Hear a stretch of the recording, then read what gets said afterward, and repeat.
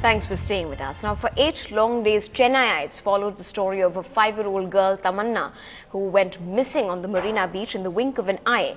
While the child is back home now safe, the mystery remains: who took her? Where did they keep her? How did they really feed her?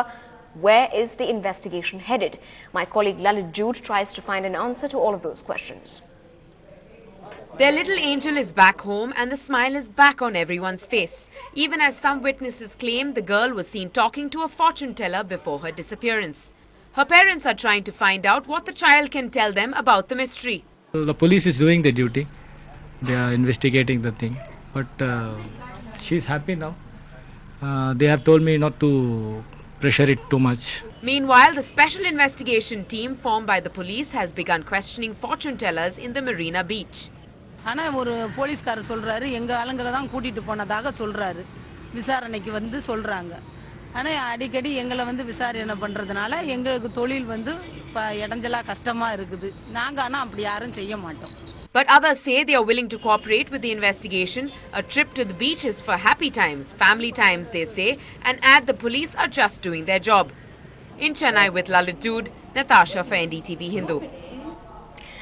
There's good news for the family, friends. Millions of Rajni fans from the Sri Ramachandra Hospital after a picture on Twitter was posted today that has brought a great sense of relief. Son-in-law Dhanush tweeted and posted that picture that up on your screens right now, featuring a smiling Rajnikant in a blue kurta alongside daughter Aishwarya Dhanush, both sporting thumbs-up signs.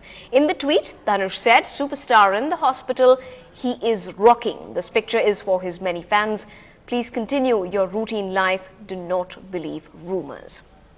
Well, in the medical bulletin released today, Rajnikant's vital parameters are back to normal levels, but the actor is still lodged at the intensive care unit to prevent any infection and restrict the many visitors. Currently, Rajnikant is on an oral diet after the gastric infection that he was admitted with. But there's nothing to worry about anymore, as he looks well on his way to recovery and also is catching up with family. The actor was first admitted with fever and fluid retention, which later morphed into acute gastrointestinal and respiratory problems. In some more news from the state, the new government in Tamil Nadu has the old pending issue of a battered education system to deal with.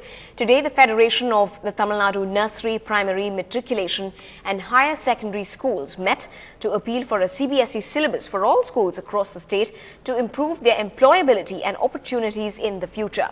The group is planning to present a list of their demands, which also includes suggestions regarding the government fee structure.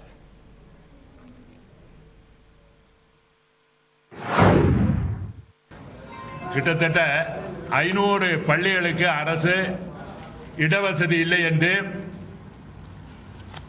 Show cause notice கொடுத்திருக்குது. சில பள்ளிகளை மூடுவதற்கு உத்தரவு போட்டுள்ளது. அதை தமிழக அரசு கனிவாக கவனித்து அந்த பள்ளிகளுக்கு ஏற்கனவே வழங்கப்பட்ட விதிமுறைகளின்படி ரினியூவல் அங்கீகாரம் புதுப்பித்தல் செய்து கொடுக்கும்படி அரசை மிக பணிவாக கேட்டுக்கொள்கின்றோம். சிட்டிபாவ் ரிப்போர்ட்டில் கொடுக்கப்பட்ட நில அளவை ஏற்கனவே இன்ஜினியரிங் மற்ற துறைகளுக்கு குறைத்தது போல இதில் குறைத்து கொடுக்கும்படி அரசை மிக பணிவாக கேட்டுக்கொள்கிறோம். பாடத்திட்டத்தை, அதாவது நம்முடைய தமிழகத்தினுடைய பாடத்திட்டத்தை முழுமையாக வரும் கல்வியாண்டில் தேசிய கல்வி பாடத்திட்டத்தை கொண்டு வர வேண்டும் என்று கேட்டுக்கொண்ட சிபிஎஸ்இ, அதாவது சிபிஎஸ்இ பாடத்திட்டத்தை அனைத்து தரப்பிற்கும் எடுத்துக்கொண்டு வர வேண்டும் என்று அரசை நான் பணியாக கேட்டுக்கொள்கின்றேன். அடுத்தது, கல்வி கட்டணத்தை அரசு முழுமையாக ரத்து செய்ய வேண்டும். Moving on to some NDTV WikiLeaks exclusive. This tie-up with WikiLeaks will look at the days after 26/11, the cables that were sent by US diplomats on India and Pakistan after the Mumbai terror attack. Here's an insight into what our top politicians said and why Prime Minister Manmohan Singh said he was spending sleepless nights. We have one of those cables in mid-June 2009 when Prime Minister Singh was meeting the top US visiting diplomat, and he told him that in the wake of the 26/11 attacks, he still tried to reach over to Pakistan, and yet he cannot be looking ridiculous in front of the people of India, where he actually is saying that I'm talking peace with Pakistan, and if an attack comes from there, from Pak territory, then I'll be looking ridiculous in front of the people of India. And that is what exactly he was trying to say. And he said that I know that there are fresh threats emanating from Pakistan, and therefore I cannot sleep well at night. That's what he was telling one of the visiting the US diplomats who had come to Delhi that time. That was what Prime Minister Singh in mid-June 2009. But there's another fascinating thing which has happened, Sonia. In fact, one of them, the meeting between Tim Romer, then US Ambassador to India, and M.K. Narayanan, then National Security Advisor, who had a long chat between them about Indo-Pak and Indo-US relations. And then he said, in one of the remarks, M.K. Narayanan tells Tim Romer that he has differences with Prime Minister Singh on dealing with Pakistan. He says the Prime Minister is a great believer in talks with Islamabad, while he himself was not enamored by the Pakistani stand.